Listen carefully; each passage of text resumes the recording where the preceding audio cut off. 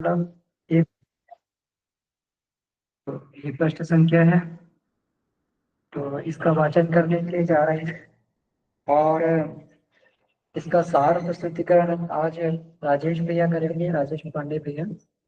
तो आइए इसको प्रारंभ करते हैं हम लोग। इसका वाचन प्रारंभ करते हैं।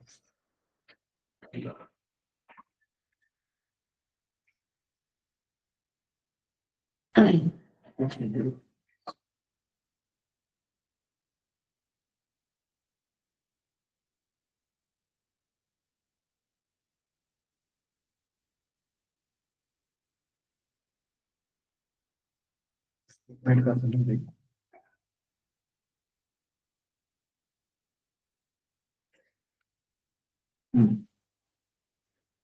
अंतः का परिमार्जन परिष्कार।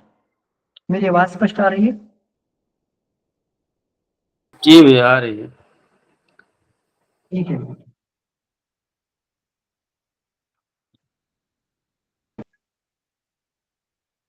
अंधकार का निराकरण अथवा प्रकाश का प्रज्वलन दोनों एक ही बात है।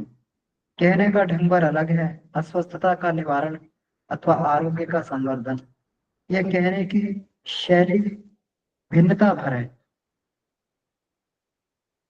दरिद्रता का समापन एवं संपन्नता का आगमन, यह देखने सुनने में ही दो बातें हैं पर वस्तुतः है एक ही। आत्मा स्वयं पवित्र है। ईश्वर का अविनाशी अंश होने के कारण उनमें तत्वतः अपवित्रता जैसी कोई वस्तु है ही नहीं। इस संसार के वातावरण में आच्छादित अवांछनीयता ही जब उसके ऊपर आवरण डाल लेती है, तभी उसमें क्रूरता दृष्टिगोचर होने लगती है।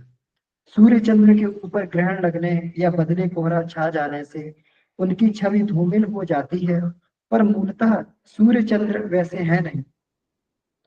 आवरण हटते ही अपने मूल रूप में प्रकाशवान दिखने लगते हैं। मनुष्य में अनेकों अभाव विकार दिखते हैं। यह उसके ऊपर किसी ने थोपे नहीं है। यह अनाचरण एवं भटकाव की प्रतिक्रिया मात्र है। यदि हम संकट एवं झंझट से उबरा जा सके, यदि इस संकट और झंझट से उबरा जा सके, तो उस आनंद की प्राप्ति के लिए कुछ अलग से अतिरिक्त प्रयास करना नहीं पड़ता है। असंयम न बरता जाए तो दुर्बलता, रुग्णता के कुचक्र में फंसने जैसी कोई बात है नहीं। सृष्टि के समस्त प्राणी जन्मते मरते तो हैं, पर बीच में रुग्णता के जाल में नहीं फंसते। यदि रोग स्वाभाविक रहे होते तो समुद्र के जलचर, वन्य पशु एवं घोंसलों में रहने वाले पक्षियों को आदि व्याधियों से घिरा देखा जाता, और उन सब के डॉक्टरों की, अस्पतालों की भी सृष्टा को व्यवस्था करनी पड़ती। मनुष्य जैसे बुद्धिमान प्राणी की को अस्वस्थता घेरती नहीं। यह यह उन्हें यह उन्हें असंयम की कुमकुम पत्री भेजकर आग्रह पूर्वक न्योता बुलाता है। यदि बिगाड़ को सुधार लिया जाए तो मनुष्य पूर्णायुष्य प्राप्त करके और रुग्णता से कराहते दुर्दितों में समय न गुजारे। हंसने की कला केवल मनुष्य के हिस्से में आई है। सौंदर्य केवल बोध केवल उसी को हो सकता है। सहकारिता का कौशल हर किसी को आता है। मन क्षेत्र का संतुलन बनाए रखकर वह हर परिस्थिति के साथ तालमेल बिठा सकता है और हर घड़ी हंसती हंसाती जिंदगी जी सकता है। वह सारे उपहार उसे जन्मजात रूप में मिले हैं। इतने पर भी यदि किसी को कुढ़ता कुढ़ाता, रोता रुलाता, डरता डराता देखा जाए तो समझना चाहिए कि अत्यंत मूल्यवान मानस तंत्र प्राप्त करने का सुयोग होते हुए भी उसे उसका प्रयोग करना नहीं आया। अनाड़ी ड्राइवर कीमती मोटर को भी किसी पेड़ से टकराने और खड्ड में धकेलने की दुर्घटना करते देखे गए। इन वाहनों की बनावट को दोष देना व्यर्थ है। सड़क को कोसने से लाभ नहीं, गलती ड्राइवर की ही दुर्घटनाओं में होती है। परिवार हर मनुष्य को मिला हुआ एक छोटे नंदनवन जैसा सुरम्य उद्यान है। उसके बीच रहकर आनंदित, उल्लसित गदगद और प्रगतिशील परिस्थितियों में रहा जाता है। इस परिस्थिति में व्यवधान क्यों पड़ता है? बचपन की सौम्य सात्विकता और बूढ़ेपन की प्रकृति प्रदत्त सुषमा गंवा देने से चिड़िया अपने अंडे बच्चों वाले घोंसलों में कलोल करती है, तो हम परिवार की मधुरता मृदुलता क्यों गंवा देते हैं? माता वात्सल्य, पत्नी का समर्पण, भाई बहनों का साहचर्य, बच्चों की खिलौनों जैसी शोभा यदि हमें उल्लसित नहीं कर पाती तो फिर समझना चाहिए कि अपने अंतराल के स्नेह स्रोत सूख गए हैं। मनुष्य दरिद्र क्यों होता है? हाथी और गैंडे जैसे बहुत खाने वालों के लिए भरपेट भोजन सदा उपलब्ध रहता है, फिर 2 मुट्ठी अनाज खाने वाले और 10 गज कपड़ा लपेटने वाले के 10 उंगलियों वाले 2 अतिरिक्त हाथ क्यों उनका पेट नहीं भर पाते? क्यों वह अभावग्रस्त दरिद्र रहता है? इसमें आवश्यकता से असंख्य गुनी चाहना, पीठ पर लादे फिरना ही एकमात्र कारण है। तृष्णा एक आग है जो निरंतर ईंधन डालते रहने पर भी बुझती नहीं है, वरन अधिकाधिक प्रदीप्त होती जाती है। ऐसे ही निरर्थक जाल जंजाल जिनमें मनुष्य निरंतर मकड़ी के जाले की तरह स्वयं ही बुनता और स्वयं ही फंसता रहता है। रेशम के कीड़े को कोटों में कौन बंद करता है? मेढक को कुएं में कौन पकड़ कर लाता और धकेलता है? मनुष्य अभागा स्वयं ही अपनी हथकड़ी बेड़ी कसता और बंदी गृह में ताला डालकर चाबी जेब में डाले फेंकता है। कहता है कोई इसमें से छुड़ाए तो बड़ा अनुग्रह। कमरा रोज झाड़ना पड़ता है, पहनने वाले कपड़े रोज धोने पड़ते हैं, दांत मांजने की नित्य आवश्यकता पड़ती है, स्नान भी दैनिक कृत्य है। इस वातावरण में गंदगी चारों होती रहती है, यह बिना प्रयत्न के सर्वत्र जमती रहती है। यदि इसे नित्य धोया बुहारा जाए तो कुछ ही समय में गंदगी के ढेर लग जाएंगे। ये सफाई ही साधना है। वातावरण में सत कम है और असत बहुत है, अर्थ कम है अनर्थ बहुत है। इसलिए सतर्कता बरतनी पड़ती है कि अशुभ का अनावश्यक आच्छादन अपने शुभ को आच्छादित ना कर सके। इस सतर्कता का नाम ही साधना है। ईश्वर को किसी की प्रशंसा स्तुति मनोहार नहीं चाहे, उसकी समय प्रशंसा कोई कर भी नहीं सकता, समग्र प्रशंसा कर कोई कर भी नहीं सकता। समुद्र में एक चुल्लू डाल देने से उसकी क्या तो अभिवृद्धि होगी, क्या प्रसन्नता। इसी प्रकार भेंट उपहार का कोई कुछ अनुदान प्रस्तुत करे, पंचोपचार षोडशोपचार के अनुरूप धूप दीप पुष्प चंदन अक्षत आदि समर्पित करे, तो उसे पाकर भगवान जैसे समझे कि यह बड़ी अनुकंपा कर रहा है और भक्ति भाव का परिचय दे रहा है। प्रत्याहार, ध्यान धारणा और समाधि को मानसिक व्यायाम कहा जा सकता है। उनके सहारे मन की एकाग्रता एवं इच्छा शक्ति की अभिवृद्धि हो सकती है। इसलिए इन्हें भी दंड बैठक, कुश्ती, कबड्डी जैसे शारीरिक व्यायाम के समतुल्य माना गया है। इन्हें कैसे माना जाए कि आत्मबल बढ़ाने में वे सब सहायक हो सकते हैं और पवित्र प्रखरता बढ़ा सकते हैं। स्वाध्याय, सत्संग, निरंतर मनन चिंतन, कथा कीर्तन आदि के सारे जीवनचर्या में सहयोग सतोगुण बढ़ाने का मार्गदर्शन मिलता है। पर उसका कहना सुनना ही पर्याप्त नहीं है, उस पर चलना भी तो चाहिए। इसके लिए आवश्यक है हमारे चिंतन और चरित्र का प्रभाव निरंतर उत्कृष्ट मार्ग पर चले।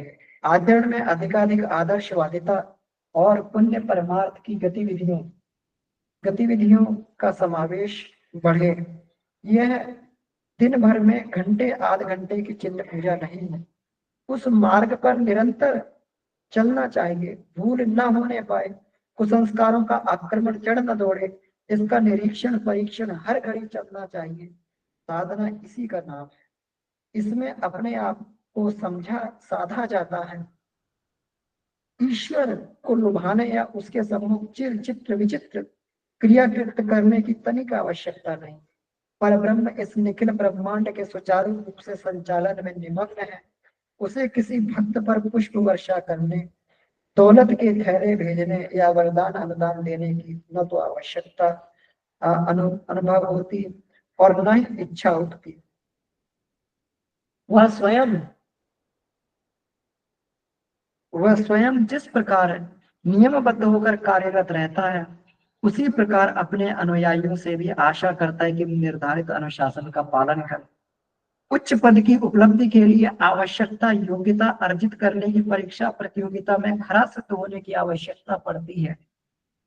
इससे कम में काम चलने वाला नहीं है। परीक्षक अथवा नियुक्तकर्ता की प्रत्यक्ष या अप्रत्यक्ष पूजा अर्चना से योग्यता सिद्ध करने की अनिवार्यता से बचा नहीं जा सकता। ईश्वर का कई बार नाम लेने पर भी किसी भी व्यक्ति की प्रामाणिकता नहीं मानी जा सकती। ईश्वर के दरबार में चापलूसी या भेंट पूजा की मनोहार करने मात्र से अपना उल्लू सीधा कर लेने में आज तक किसी को सफलता नहीं मिली। फिर सस्ता रास्ता ढूंढने की प्रवंचना में हम ही क्यों अपना समय बर्बाद करें। मलमूत्र में सना हुआ बच्चा माता की गोद में चढ़ने दूध पीने के लिए चाहे कितना ही क्यों ना मचल रहा, पर असीम प्यार करने पर भी तब तक उसे दूर रखती है जब तक धो धोकर उसे भली प्रकार साफ सुथरा नहीं कर लेती। भगवान की भी रीति की नीति यही है। उनके भक्त को उत्कृष्ट चिंतन और आदर्श चरित्र का परिचय देना पड़ता है। इसमें अनाचार से हाथ खींचना पड़ता है। लोगों को यह कठिन प्रतीत होता है। सरल यह लगता है कि अनाचार से मिलने वाले लाभों को दोनों हाथों से समेटते रहे और पूजा पाठ की चित्र विचित्र चिन्ह पूजा करके भगवान को बहकाते फुसलाते रहे। दोनों हाथ लड्डू भरे रहने की यह विडंबना मात्र मन को बहकाने भर के काम आती है। ईश्वर भक्तों को वाल्मीकि बिल्व मंगल अंगुलिमाल अम्बपाली की तरह अपनी जीवन धारा बदलनी पड़ती। भागीरथ हरिश्चंद्र एवं दधीच की तरह सत्य प्रयोजनों के लिए बढ़ चढ़कर त्याग और बलिदान की आवश्यकता अनुभव करनी पड़ती है। सो भी ऐसा त्याग बलिदान नहीं जिसकी परिधि काय कष्ट और कर्म कांडों की सीमा तक अवरुद्ध होकर रह गई।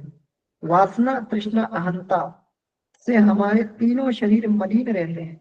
वासना स्थूल शरीर को, तृष्णा सूक्ष्म शरीर को, अहंता कारण शरीर को हेय बनाती रहती है। इन मलिनताओं का परिशोधन करना ही साधना का उद्देश्य है।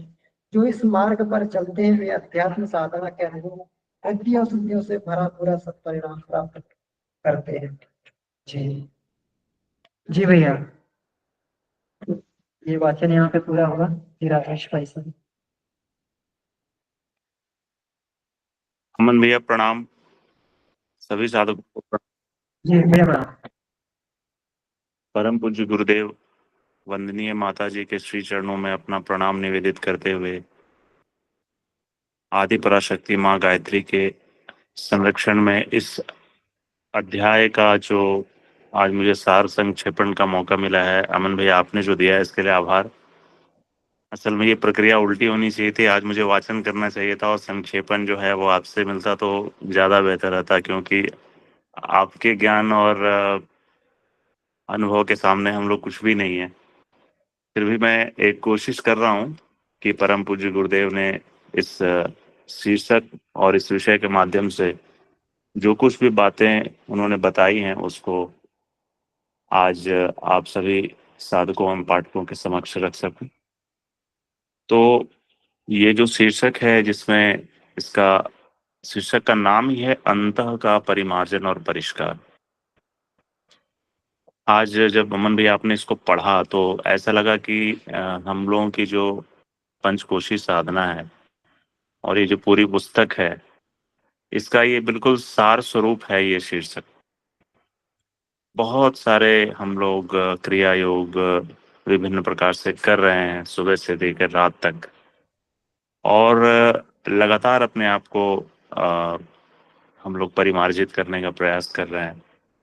परंतु इन समस्त साधनाओं के पीछे जो सबसे मूल बात है वो बिल्कुल गुरुदेव ने स्पष्ट रूप से इस शीर्षक और इसके जो विषय हैं इसके अंदर उन्होंने बताया है कि हम बहुत सारे कर्म कांडों में बहुत सारी पूजा पद्धतियों में, बहुत सारे नाम संकीर्तन में, मंत्र जाप में आदि में हम जो अ, अपने आप को लगाए हुए हैं, और ऐसा हम मानते हैं और ऐसा हम समझते हैं या ऐसा हमें भ्रम है कि इन माध्यम से हम ईश्वर और उसकी सत्ता और उसके दिव्यता को जो है हम प्राप्त कर लेंगे, या उनका हम साक्षात कर लेंगे, या ईश्वरीय जो चेतना है उसके साथ अपनी चेतना को हम लोग लगा लेंगे, या हम उन्हें दूसरे शब्दों में कहें कि बहला लेंगे, फुसला लेंगे।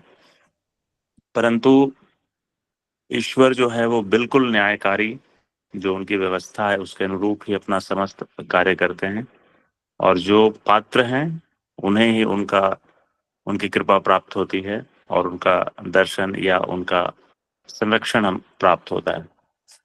तो आरंभ करते हैं भैया। जो पहला पैराग्राफ है उसमें बहुत ही स्पष्ट शब्दों में गुरुदेव कहते हैं कि अंधकार का निराकरण या प्रकाश का प्रज्वलन, ये दोनों एक ही बात है। बस हमारे कहने का ढंग या अभिव्यक्ति की का जो तरीका है, बस वही सिर्फ अलग है। इसी प्रकार से उन्होंने अस्वस्थता और आरोग्य के विषय में भी यही कहा है। साथ ही उन्होंने कहा है कि दरिद्रता और संपन्नता, इन दोनों का जो शाब्दिक अर्थ है, ये देखने सुनने में दो बातें हैं, परंतु है वस्तुतः एक ही।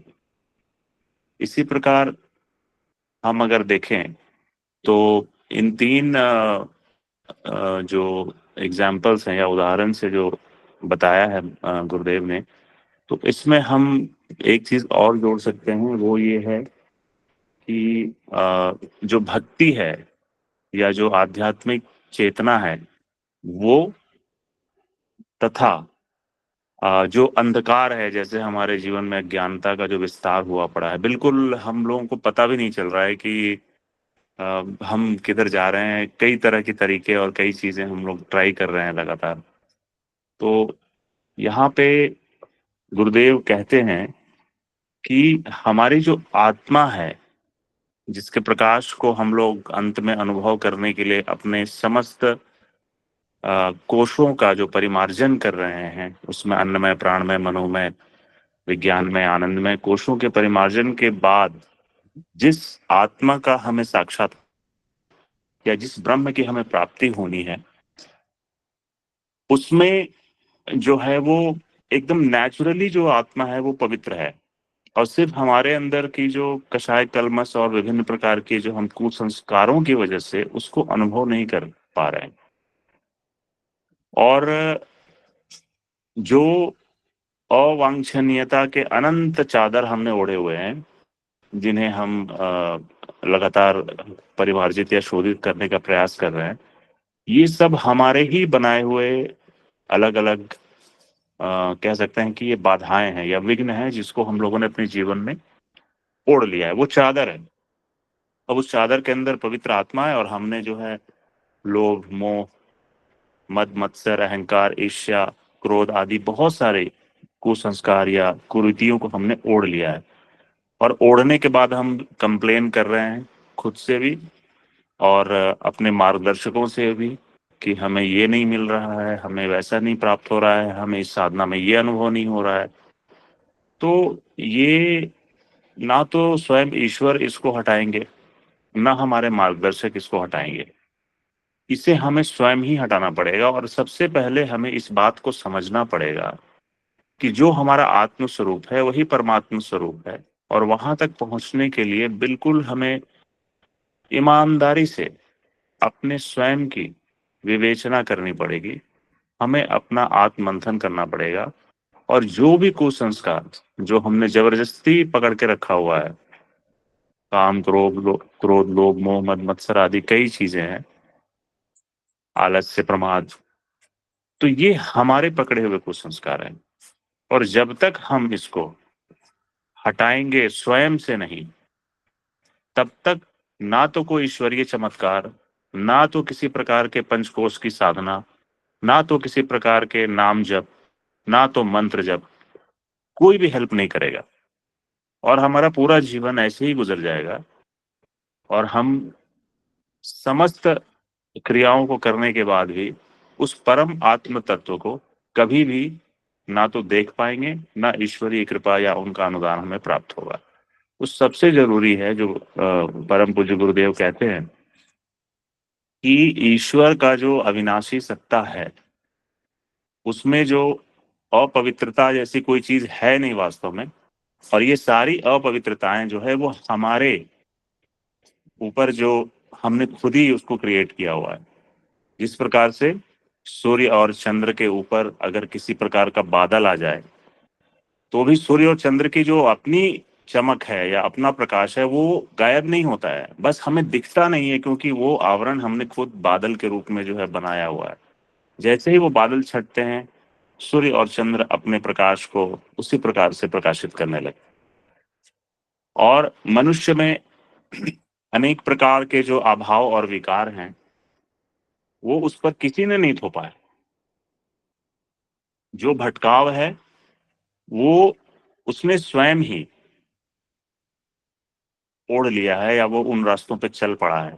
और वो उन रास्तों पे चलकर ये अपने आप को, जिन लोगों ने अपनी विवेचना करके एकदम ईमानदारी से इस चीज को समझा कि मेरा ये तरीका, मेरी ये सोच, मेरी ये क्रिया गलत है, जो ईश्वरीय नियम के विरुद्ध है, और उसको जिन लोगों ने करेक्शन या उसमें सुधार करने का जो प्रयास किया, वो लोग बिल्कुल उस परम सत्ता तक पहुंच पाए, ऐसा गुरुदेव ने कहा है और उनका मानना है। अब यहाँ पे कहते हैं गुरुदेव की असंयम ये मूल कारण है। अगर हम लोग अपने चिंतन में, अपने व्यवहार में, अपने प्रतिदिन के दैनिक क्रियाकलाप में असंयम ना बरतें और अपने प्रत्येक विचार के प्रति, अपने प्रत्येक कार्य के प्रति, अपने प्रत्येक प्रयास के प्रति अगर हम सचेत हैं और हमें ये पता है कि क्या सही है और क्या गलत है, तो ऐसी कोई भी परिस्थिति नहीं है कि हमारे स्टेप्स जो हैं या हमारे कदम जो हैं या हमारी क्रियाएं जो है वो दूषित हो जाएं या हम गलत चीजें करें। ऐसा कभी नहीं हो सकता। तो ये जो जागृति का भाव है, ये जो असंयम जिसको हम कहते हैं, उसमें जो जो निर्देश है ईश्वर का कि ऐसे आपको चलना है, ऐसे आपको सोचना है, ऐसी क्रियाएं जो है ये करनी है, ये निषेधात्मक, ये विधेयात्मक, ये जो चीजें हैं, ये जो नियम ईश्वर ने बनाए हैं, अगर हम उसको ईमानदारी से करते रहें तो ऐसी कोई भी परिस्थिति नहीं आएगी कि जब हम किसी भी प्रकार के मानसिक शारीरिक दुर्बलता या रुग्णता के कुचक्र में हम फंसे। सृष्टि के जितने भी प्राणी हैं उनका जन्म मरण जो है वो भगवान इतने न्यायकारी हैं कि उनका जन्म और मृत्यु दोनों निश्चित करके भेजते हैं इस मृत्यु लोक में जो भी चीजें आई हैं। और ईश्वर ने किसी भी प्रकार के जो रोग हैं उसका एक प्राकृतिक समाधान भी ईश्वर ने उन प्राणियों को बताया। तो ऐसे कौन से कारण हैं कि मनुष्य को छोड़कर बाकी जितने भी जलचर, नभचर या जमीन पर रहने वाले जो प्राणी हैं, वो उनमें रुग्णता की वैसी पराकाष्ठा नहीं देखी गई जैसे मानवों में देखी गई है। जो जलचर हैं या नभचर हैं या वनों में रहने वाले वन्य प्राणी, जीव जंतु या अनेक प्रकार के जो अन्य अन्य अन्य जो जंतु हैं, उन सभी के रुग्णता एक तो उसमें पहले तो आती नहीं है, और अगर आती है तो एक नैसर्गिक या बिल्कुल नेचुरल तरीके से उसको कैसे ठीक कर लें, कौन सी पत्ती खा लें, कौन सी क्रिया कर लें, कितने दिन का उपवास रखें, ये सब नियम वो जो है वो उसका पालन करते हैं और वो कभी बीमार नहीं पड़ते।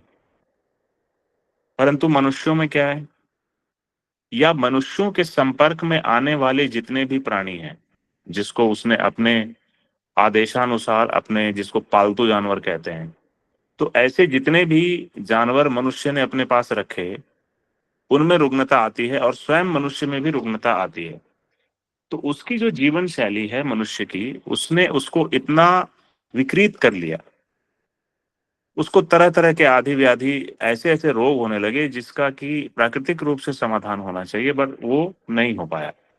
और उसने अपने खान पान, आचार विचार, व्यवहार आदि में जो अ, एक नियम था, प्राकृतिक नियम, जब उसके विरुद्ध जाकर अपने सोने जगने का क्रम उसने बिगाड़ा, अपने खाने पीने की व्यवस्थाएं बिगाड़ी, अपने आचार विचार और व्यवहार की जो क्रम है उसमें उसने छेड़छाड़ किया, तो अनेक प्रकार के रोग जो है उसको से वो घिर गया।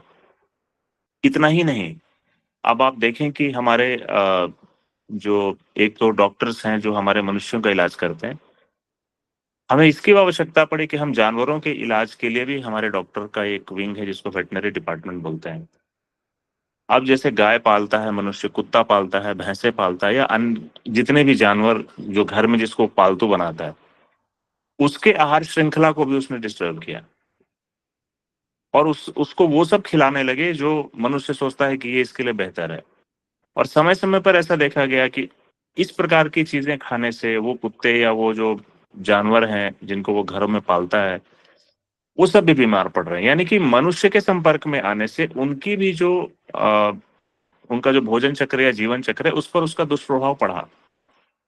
तो उनकी संख्या इतनी बड़ी है और ईश्वर इतना न्यायकारी है हमारे कि उन्होंने सबको जो है एक समान व्यवस्था दी, परंतु हम मनुष्यों ने क्या किया, उनकी व्यवस्था के विरुद्ध जाकर जो जीवन शैली अपनाई या जो चिंतन या जो भी प्रक्रियाएं हमने अपनाई, उसका जो दुष्परिणाम है वो आदि व्याधि रोगों के रूप में हम सबके पास आ रहा है, और हम सब उसको लगातार झेल भी रहे हैं।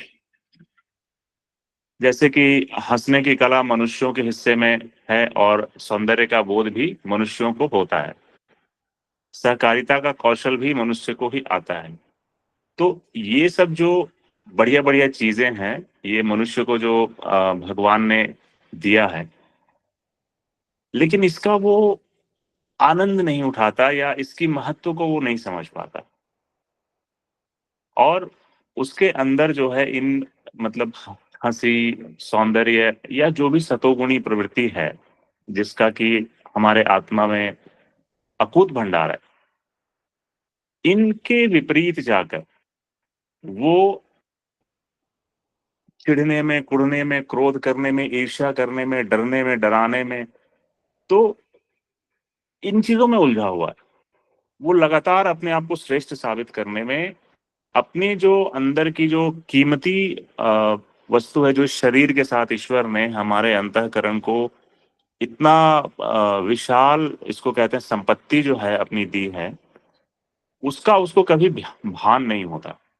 और वो क्या करता है कि वो लगातार जो सतोगुणी प्रवृत्ति के विरुद्ध जाकर के तमोगुणी या रजोगुणी प्रवृत्ति में इस प्रकार से लिप्त है, जिसको कि ईश्वर ने माया कहा है, और ईश्वरीय आदेश के विरुद्ध जाकर जो आचार विचार या व्यवहार वो कर रहा है, इसकी वजह से उसका पूरा जीवन, जब वो शुरू से लेकर अंत समय तक जब वो इस पर दृष्टिगोचर पीछे मुड़ के देखता है, तो उसको कहीं ना कहीं एक अपूर्णता का आभास होता है।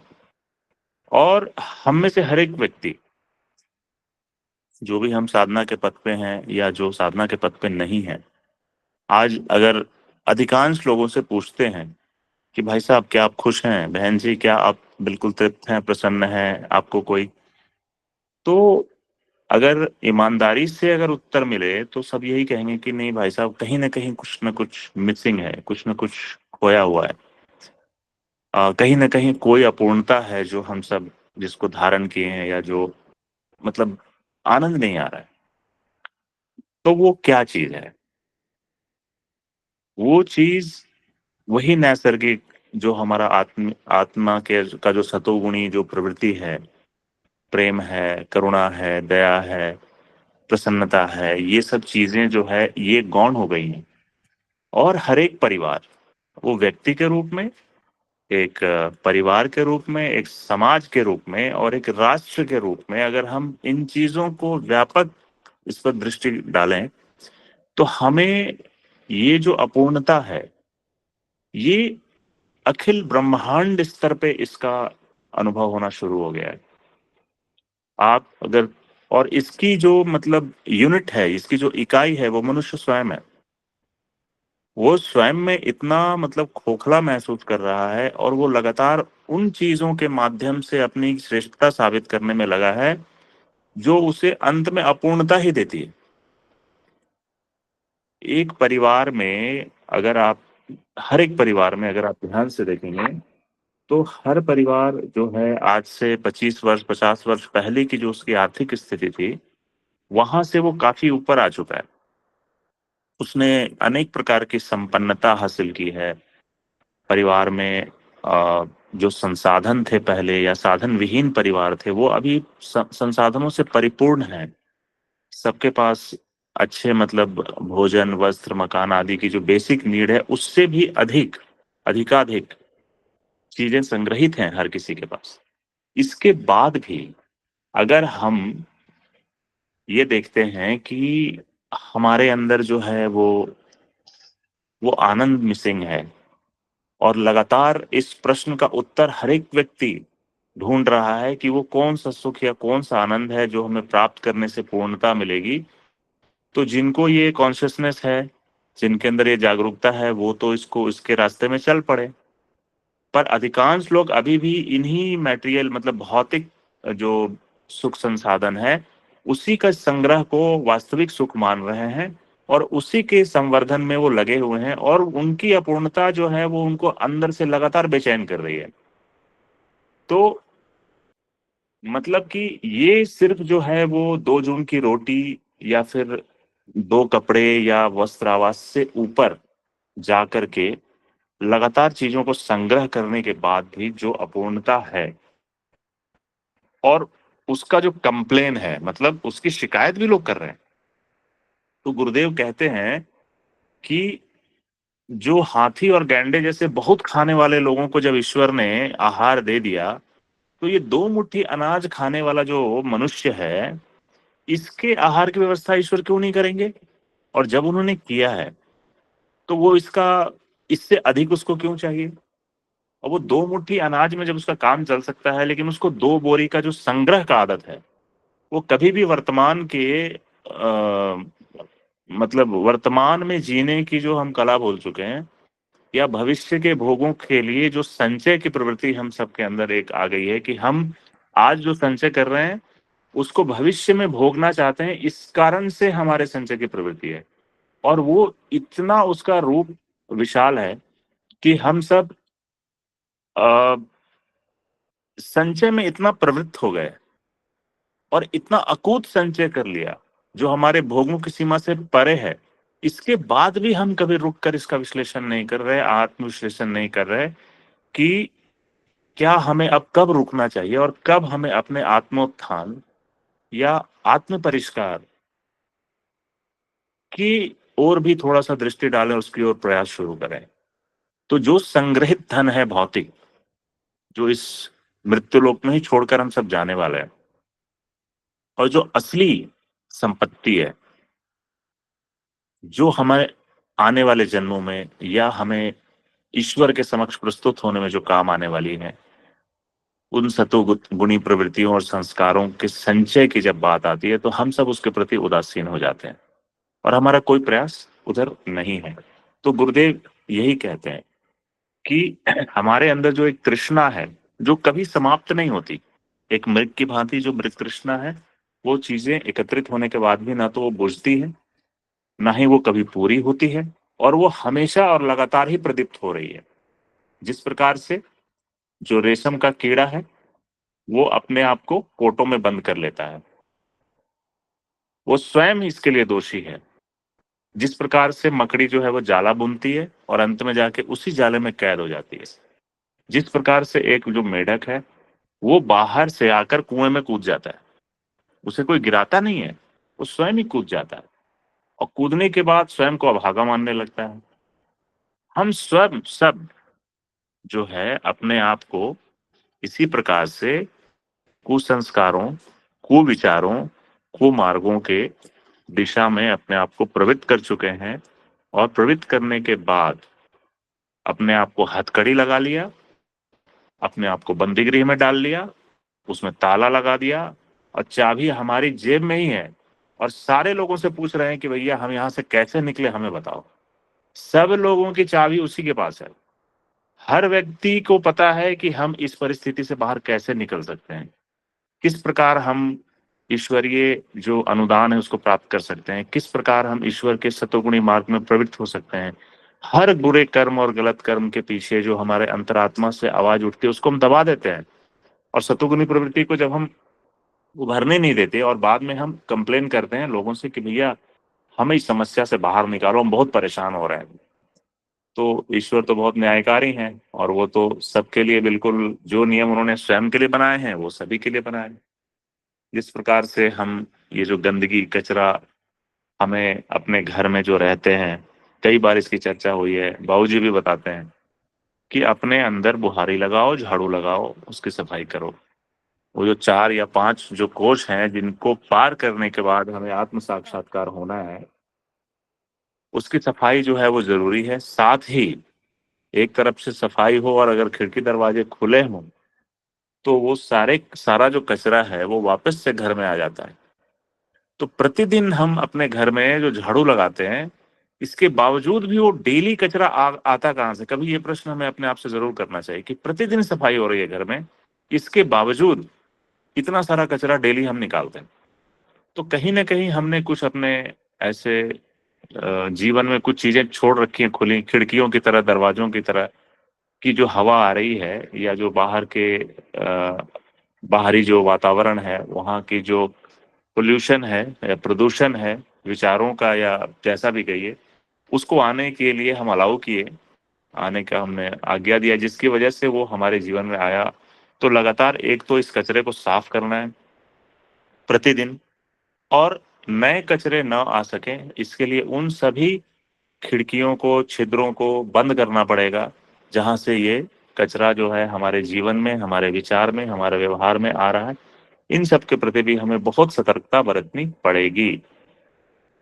अब जो ईश्वर का जो जो सबसे संपूर्ण और सबसे इम्पोर्टेंट जो सिद्धांत है उसको गुरुदेव यहाँ बताते हैं, जो हमारे साधना से भी बहुत जिसका संबंध है। हम सब सुबह से लेकर रात तक जिस प्रकार के क्रियाकलाप और कर्म कांड में अपने आप को एक बांधते हैं, और पूरे पूरे भारतवर्ष में या हमारे सनातन धर्म में जो एक आज से करीब 100 साल पहले हमारे जीवन शैली में जो जीने का जो व्यवहार आचार माने दैनिक जीवन जो था, वो दैनिक जीवन में जिस प्रकार की चीजें समावेश, मतलब नेचुरल रूप से जिनका समावेशन था, प्राकृतिक रूप से जो जीवन शैली थी, वो बिल्कुल ईश्वरीय मर्यादा के अनुरूप। और अभी इन दिनों उसको बिल्कुल विकृत कर दिया है हम लोगों ने।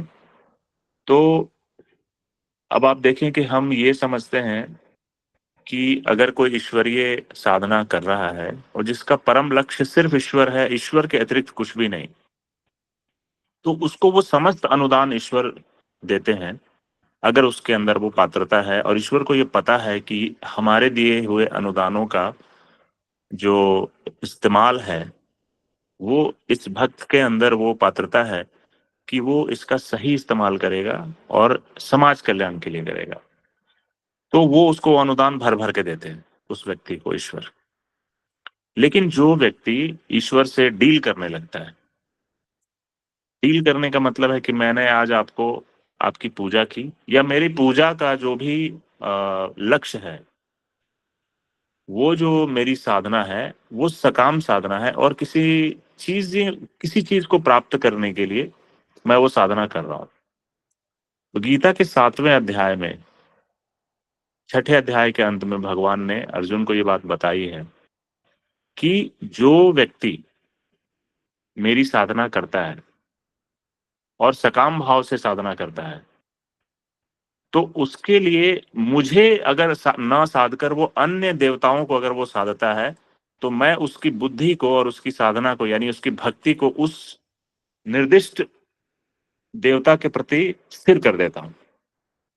बहुत ही ये मुझे ये करता है, मतलब सोचने पे मजबूर करता है। जैसे किसी को बल चाहिए तो वो बल के देवता की साधना करे, किसी को ऐश्वर्य चाहिए तो ऐश्वर्य के देवी की साधना करे, धन चाहिए धन के देवी की साधना करे, बुद्धि विवेक चाहिए तो उसके भी देवता हैं। तो हर एक चीजों के लिए ईश्वर ने देवता बनाया।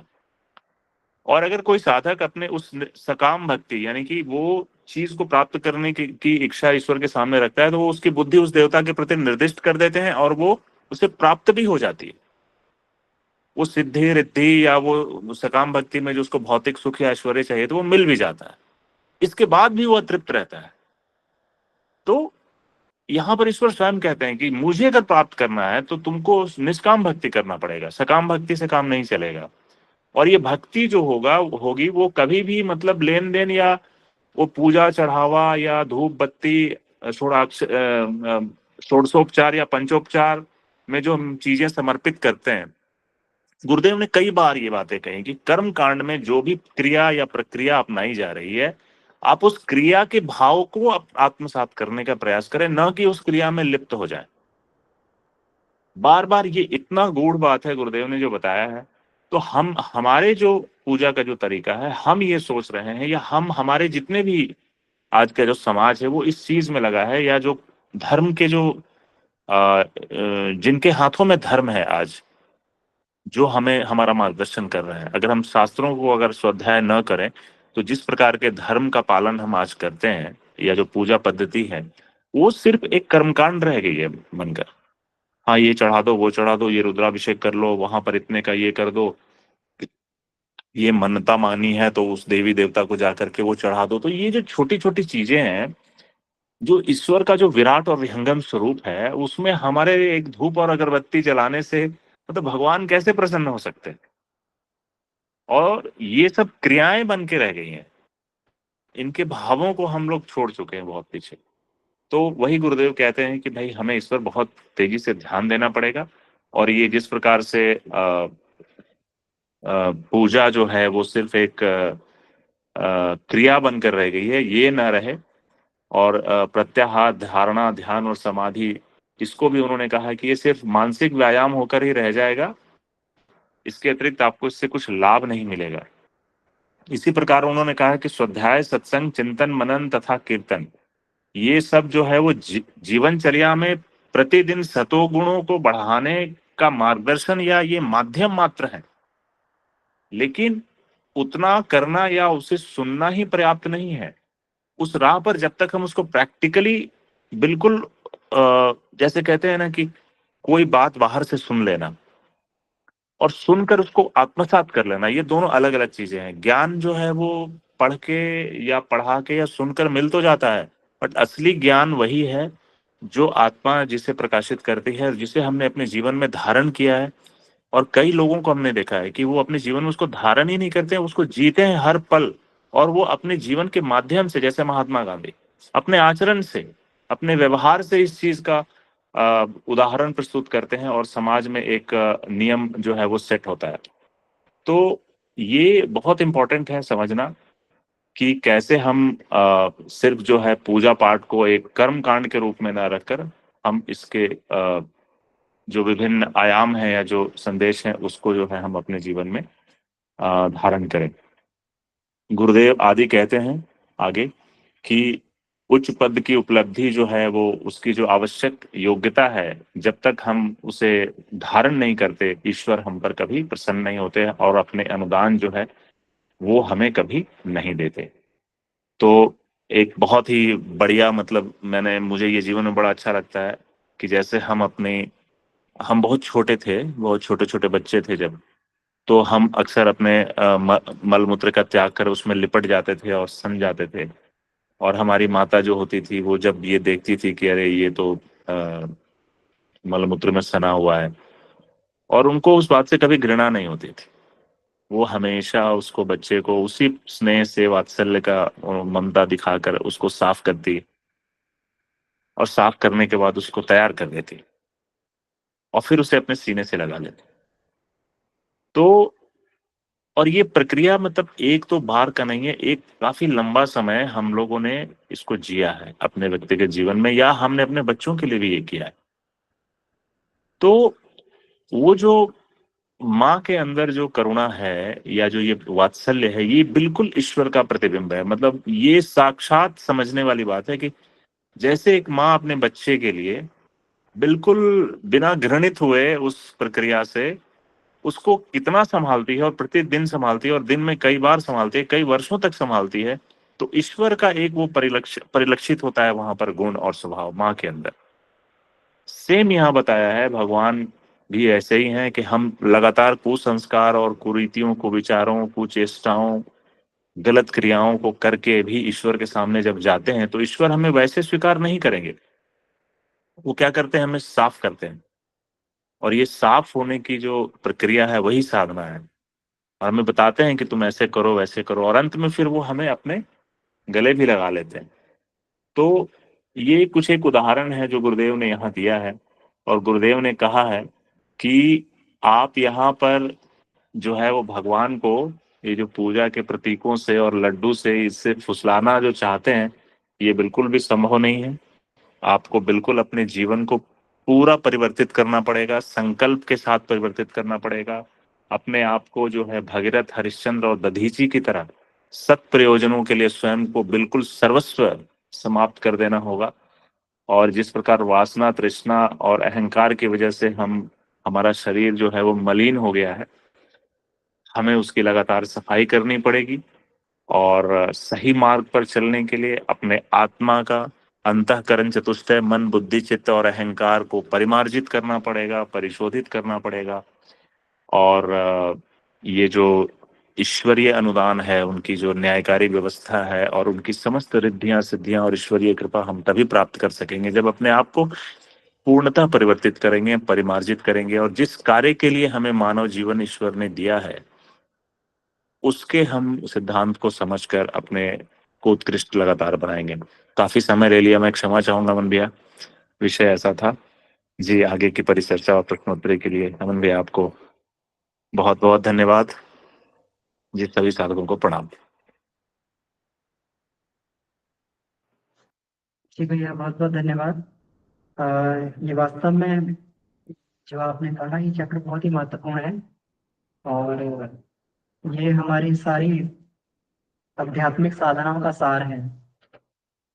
जो हम लोग अभी चर्चा कर रहे थे, तो पंचकोश साधना में भी हम लोग पंचकोशों के परिमार्जन की ही साधना करते हैं, और इसीलिए उसको व्यवस्थित परिमार्जन की दृष्टि से उसको बनाया गया है। बिल्कुल परिमार्जन की दृष्टि से एक व्यवस्थित साधना बनाया गया है कि एक एक करके परिमार्जन करते हैं। जैसे सफाई करेंगे तो कहाँ से शुरू करें, है ना? तृष्णा को हटाना तो कहाँ से हटाएं, वासना हटानी तो कहाँ पे हटाएं, अहंता को परिष्कार करना तो कहाँ से करें। तो उसको सीढ़ी दर सीढ़ी उसको बनाया गया है। अब अन्नमय कोश में भी अन्नमय कोश परिष्कार की साधना है, प्राणमय में भी प्राण का परिष्कार ही किया जाता है, मनोमय में भी उसका परिष्कार किया जाता है। मन को वासनाओं से, तृष्णाओं से निकाल कर उसको सन्मार्ग पर प्रेरित किया जाता है। विज्ञानमय कोश में भी आत्मा के परिष्कृत रूप का ही व्यक्ति साक्षात्कार करता है, जहाँ पर जो है एक जीव भाव से शिव भाव की तरफ, सुहम की तरफ, और इसमें विशुद्ध ज्योति स्वरूप अपने भाव को, अपने इसको देखने का प्रयास करता है, जिसको हम लोग ये कहते हैं, आत्मानुभूति योग कहते हैं, कि अपने सही स्वरूप को जानना, पहचानना। ऐसी आनंदमय कोश में परिष्कार करे हुए व्यक्ति खंडानंद आनंद से जो है अखंडानंद आनंद की तरफ बढ़ता है। तो ये परिष्कार ही मूल है, और इसमें परिष्कार ही होता है। जितने भी क्रिया योग दिए इनका सबका केवल उद्देश्य परिष्कार ही होता है, और परिष्कार को छोड़कर अगर और उद्देश्य हो क्रिया योगों का कि हमें रिद्धियां सिद्धियां मिल जाए, तो हो सकता है कि रिद्धियां सिद्धियां प्राप्त हो जाए, लेकिन उसका मूल उद्देश्य, उसका मूल फल हमें प्राप्त नहीं होता है। तो हमेशा जब भी हम लोग जब ध्यान इत्यादि भी करते हैं, तो गुरुदेव ने तो बड़ा सरलीकरण करके बता दिया है। उपासना भी करें तो माँ से यही प्रार्थना करें कि मेरे अंदर के दोष दूर हो, मेरी वासना, तृष्णा, अहंता। हम लोग जब भी सुबह हम लोग षटकर्म करके बैठते हैं, तो सबसे पहले यही भावना करते हैं, प्रार्थना करते हैं कि माँ गायत्री का, सविता का प्रकाश हमारे तीनों शरीरों में आ रहा है। हमारे स्थूल शरीर में निष्ठा, हमारे सूक्ष्म शरीर में प्रज्ञा, और हमारे कारण शरीर में जो है श्रद्धा की वृद्धि हो रही है। और इसी से वासना इसी से तृष्णा और इसी से अहंता का शमन होता है। जो हमारे निष्ठा प्रज्ञा और श्रद्धा है, यही वासना तृष्णा अहंता का शमन करती है। यही भाव लेके हम लोग उपासना को प्रारंभ करते हैं, और उपासना काल में भी यही भाव करते रहते हैं कि हमारा पूर्ण प्रकाशवान हो रहा है, अंधकार नष्ट हो रहा है। जो यहाँ प्रारंभ में कहा गया है कि प्रकाश का होना या अंधकार का ना होना, ये एक ही बात।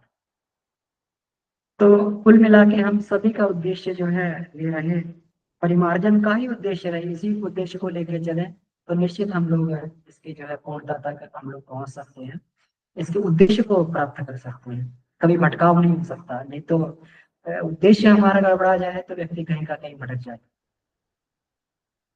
तो बहुत बहुत आभार है राजेश भैया आपका, आपने बहुत ही इसको गंभीरता से और बहुत ही सुंदरता से आपने इसको जो है प्रस्तुत करने इसका किया है। इसमें अपने अनुभवों को भी जोड़ते हुए आपने इसको ये रखा है, इसके लिए बहुत बहुत आभार आपका। मेरा निवेदन है और भी भाइयों बहनों से कि अपनी बात को इसमें रख सकते हो। जी, कोई प्रश्न हो तो प्रश्न भी रख सकते हो।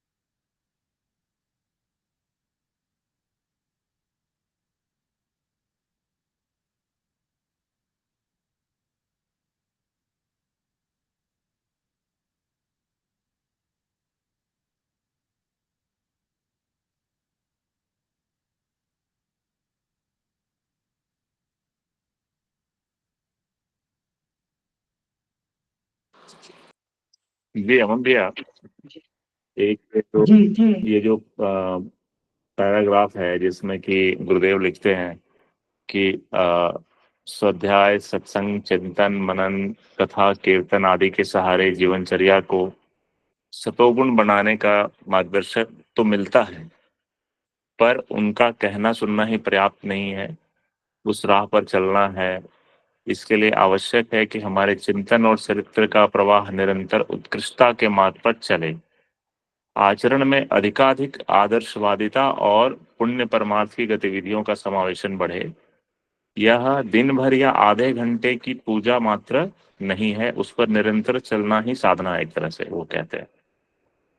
तो भैया जैसे अब हम अपने जीवन में हम लोग प्रतिदिन दैनिक जीवन में अनेकानेक ऐसी परिस्थितियों से गुजरते हैं जिस समय हमारे पूर्व संस्कारों के वजह से कुछ ऐसे प्रतिक्रियाएं हो जाती हैं जो हम चाहते तो नहीं है कि वो हम उस तरह से उस सिचुएशन को या उस बात को रिएक्ट करें, परंतु वो होती हैं क्योंकि वो हमारे वर्षों के आदत है वैसे होने की। या कई बार परिस्थिति ना भी हो तो अंदर से एक भाव उभरता है किसी चीज को या किसी व्यक्ति से मिलने के बाद उसके प्रति जो पूर्वाग्रह है वो मतलब परिष्कृत या परिमार्जित ना होकर उसमें पुरानी यादें हैं जैसे किसी के प्रति, तो वो आ जाती हैं। तो भैया इसको कैसे ठीक किया जाए? हम सब कुछ कर रहे हैं, स्वाध्याय कर रहे हैं, पूजा कर रहे हैं, जो भी हो रहा है सब कुछ ठीक ठाक है, परंतु ये जो चीज है जिसको गुरुदेव कहते हैं कि इसको हम अपने आचरण में वो बाद में पता चलता है हो जाने के बाद, तो फिर अफसोस होता है कि अरे ऐसा तो सोचना नहीं था, ऐसा तो बोलना नहीं था, या ऐसा करना नहीं था। तो ये कैसे ठीक होगा भैया? जी भैया, तो ये कोई एक दिन की साधना नहीं है जैसे इसमें गुरुदेव बताते हैं। अब मान लीजिए कि अब उसके लिए पूर्व तैयारी करके रखनी पड़ती है। जैसे अब मान लीजिए कि हम लोग कोई जंग लड़ने के लिए गए, है ना, जंग लड़ने के लिए गए तो जंग में अब दुश्मन ने कौन सा पैतरा खेला, कैसे क्या क्या किया कैसे, तो नया सैनिक उनको नहीं समझ पाता। लेकिन जो एक्सपीरियंस होते हैं उनको मालूम होता है कि दुश्मन कब कब कौन कौन सी हथियारों का प्रयोग करेगा, वो कब कब कौन सा क्या क्या प्रयोग करेगा। तो उसी तरीके से अपने सारे टूल्स को तैयार रखते हैं। वो जो भी रणनीति सामने वाले की होती है उसकी उसकी जो काटने की जो रणनीति तो वो उनके पास में होती है। ये अनुभव से ही प्राप्त होता है, अन्यथा इसको प्राप्त करने का कोई वो नहीं, है ना।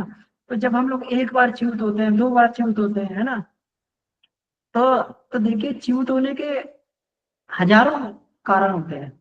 व्यक्ति जब गिरता है तो हजारों कारण से गिरता है। उठने का मात्र एक ही रास्ता होता है, लेकिन गिरने का हजारों कारण हैं। आज इस वजह से गिर गए, कल इस वजह से गिर गए, लेकिन धीरे धीरे व्यक्ति जब उन सारे मार्गों को समझ जाता है ना, कि भाई ये भी कारण हो सकता है, इसमें ये भी कारण हो सकता है, ये भी कारण हो सकता है। इसलिए ईश्वर बड़ा दयालु है, वो बहुत समय देता है व्यक्ति को सुधरने के लिए, बदलने के लिए, अपने आप बहुत वर्षों का समय देता है। एक साल में 365 दिन है, हो सकता है 365 दिन में 365 दिन बार करें, उससे भी ज्यादा करें, है ना। लेकिन धीरे धीरे करके जैसे जैसे हमारा डेटाबेस मजबूत होता जाता है, फिर हमें पता लग जाता है जब एडिसन ने बल्ब बना लिया था, तो उसने ये कहा, उसने ये नहीं कहा कि मैंने एक रास्ता ढूंढा बल्ब बनाने का। उसने कहा कि मैंने 1999 रास्तों की खोज की है कि जिससे बल्ब नहीं बन सकता। साधक को भी यही करना, उसको भी अगर 2000वीं बार अगर वो सक्सेसफुल हो रहा है, तो 1999 बार उसको ये उसको ढूंढना पड़ेगा कि 1999 बार जो है उसको गिरना कैसे नहीं है, कैसे गिरता है व्यक्ति।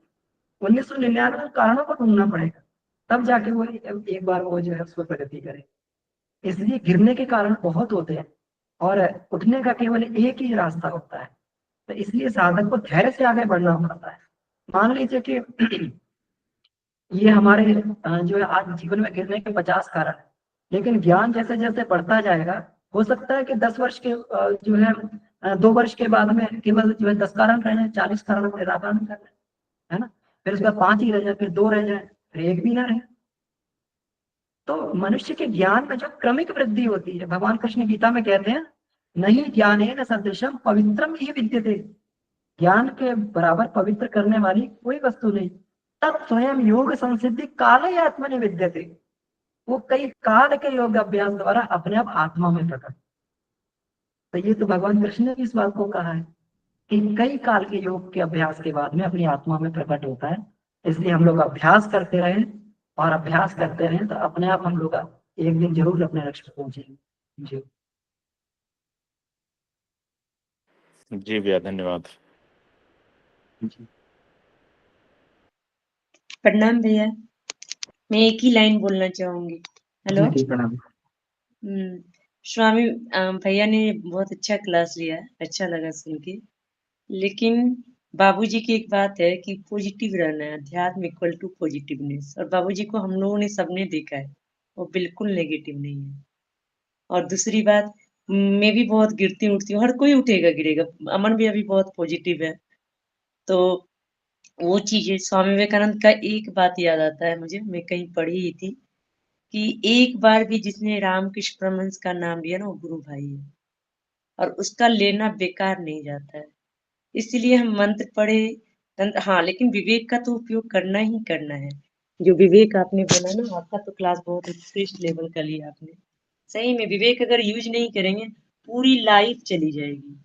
हम सतयुग में नहीं जी रहे हैं जो 400 साल है हमारे पास, द्वापर युग में नहीं जी रहे हैं जहाँ 200 साल है हमारे पास। हम 100 साल भी जी पाएंगे कि नहीं पता नहीं। तो विवेक का तो यूज करना है, प्रैक्टिकल करना है, चिंतन मनन करना है। धन्यवाद भैया, बहुत अच्छी क्लास थी आज की।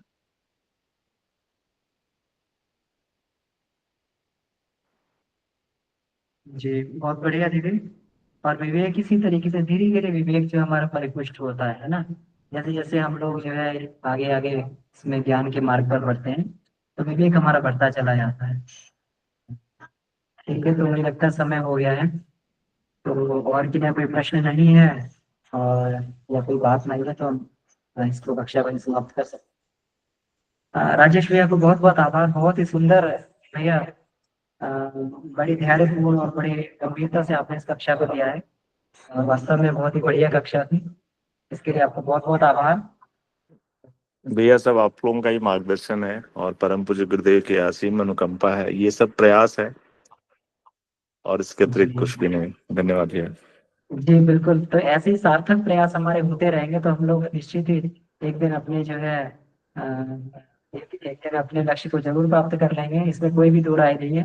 क्योंकि हम लोग समर्थ गुरु के साथ में खड़े हैं, अपने प्रयास भी कर रहे हैं, लेकिन प्रयास के साथ में एक सबसे बड़ी पॉजिटिव चीज है कि हम उस समर्थ गुरु के साथ में खड़े हैं कि जिन्हें रास्ता मालूम है और जो हमें उंगली पकड़ के लक्ष्य तक पहुंचा सकते हैं। केवल हमें अपने प्रयास करते जाना है। तो बहुत बहुत आभार सभी को, और इसी के साथ में आज की कक्षा को समाप्त करते हैं। और परम पूज्य गुरुदेव वंदनीय माता जी को धन्यवाद देते हुए कल पुनः इसी समय हम लोग मिलेंगे। आप सभी को बहुत बहुत धन्यवाद। ओम शांति शांति शांति। ये समाप्त, सभी को प्रणाम, धन्यवाद। को प्रणाम। प्रणाम भैया, सर।